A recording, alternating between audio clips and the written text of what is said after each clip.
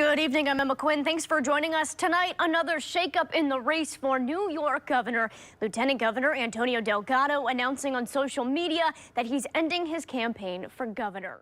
And this weekend, a Mohawk Valley food pantry is getting a boost in funding to help fight food insecurity. The Cooperstown Food Pantry received $20,000 from the Chobani Community Impact Fund.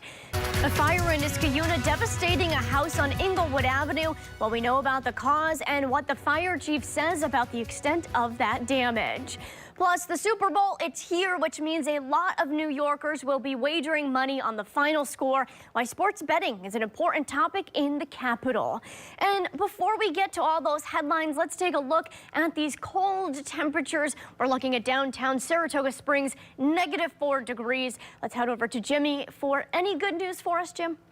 Good morning. Here are some of the top stories we're following for you today. New details just into our newsroom. An early morning structure fire breaking out in Albany on Clinton Ave between 10 Brock Street and North Swan Street. And in Washington, D.C. this morning, controversy over the release of the Epstein files continues as the Department of Justice is accused of lacking transparency since tens of thousands of largely redacted files were released late last week. All right, thanks, Bree.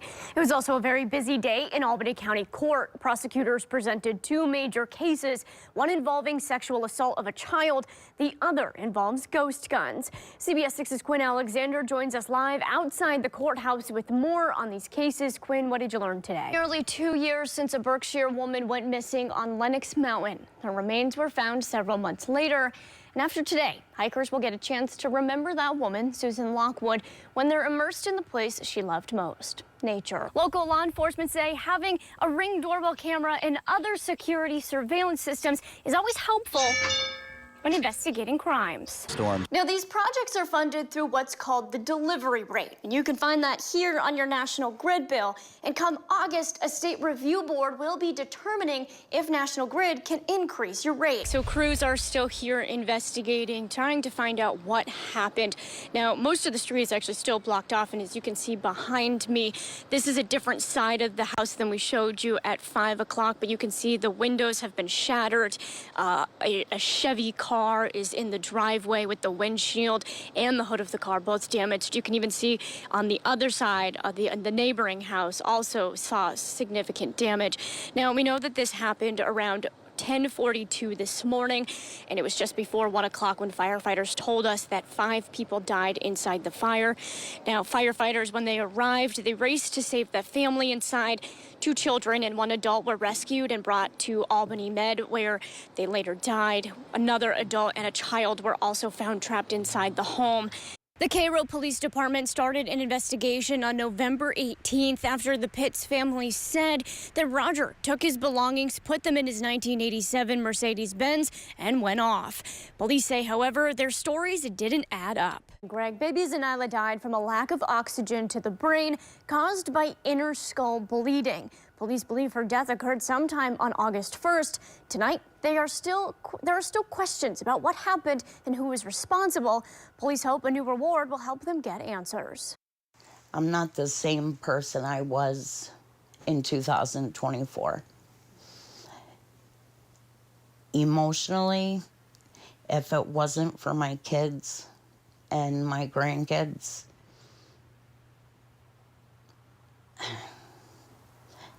I don't know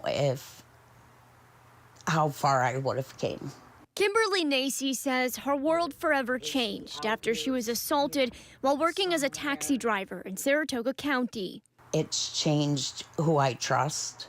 The person responsible, 65-year-old David Bodenstab, after his arrest, he was released on bond. He took a plea deal in the fall of 2025, pleading guilty to a criminal sex act and assault charges. He was supposed to be sentenced last week. I was the only reporter in the courtroom for his sentencing, but he never showed up. The sheriff's office had a search warrant for his arrest. They were not able to get him to come to the door. That door did have to be broken down to retrieve him and take him into custody. Were you surprised? No. Were you angry? I was extremely angry. I was very emotional. Bodenstab is expected to be sentenced on Friday, and Kimberly will be there as well. Waiting for Friday waiting for my day in court. For Nacy, she's sharing her story in hopes it might help someone else. It took me a long time to talk about it, but I don't think we should be quiet. I think we should talk about it. The more you hold it in, the more it's going to eat at you and you're gonna stay stuck. This video here, Tom Walsh Jr., and now former Uncle Sam Lane's manager, caught throwing water on a homeless man trying to keep warm inside the vestibule. Walsh Jr. almost hitting the man with the bucket as he walks away. It's fearful, actually, at this point, because you don't know when somebody's coming at you, and why they're going to come at you at that point. Jeremy Reef is currently living on the streets. He saw the video and says it makes him fearful for his own safety. Myself in similar situations, it's like anything can happen. Leaders at Unity House, an organization working closely with the homeless population, call Walsh Jr.'s actions despicable. I was, shocked by the lack of humanity that I saw in that video. Unity House CEO Dave Bach says cold weather seen in that viral video only made things worse. The response should always be just, this is another human being that I'm looking at. And I might be frustrated with their circumstances, how their circumstances are impacting my current needs or whatever I'm doing right now, like you saw in that video. Clearly, the worker was frustrated. He handled it completely inappropriately. Kevin Walsh, co-owner of the Cohoes in Green Island Bowling Alley, says Uncle Sam's is owned by his family. Although the businesses are not affiliated with Uncle Sam's, he did confirm that Walsh Jr. has been fired. A longtime customer of Uncle Sam Lane's, who wished to remain anonymous, said Walsh Jr. is a kind and compassionate person who clearly made a bad decision. The bowling alley brings members of Rensselaer Arc and senior citizens into bowl during the week. The incident was out of character of his friend. For Reef, he says, be kind, because that could end up you one day. People doing others, you want them to do to you. In Troy, Emma Quinn, CBS 6 News. Riley and Aaron Greth bought their Burnt Hills house, hoping to make it a forever home. We almost need to sell the house to just wash up everything and then start over. In 2022, they signed a contract with J. Hayes Construction to complete 8 projects around their home. That included a complete remodel of the master bathroom and back deck. The timeline was roughly 6 months. He gave us the start date. That's kind of, I think, when it started to get a little bit fishy, because he gave us the start date and he was like, okay, you're gonna be the only one on my books come September and we'll get it done. Well, the start date was pushed back, and then, he would ask for his payment. We wanted to stick to the contract, so we paid him. Sorry, I get really upset because... 2 years after work started and $60,000 later, 6 of the projects never completed.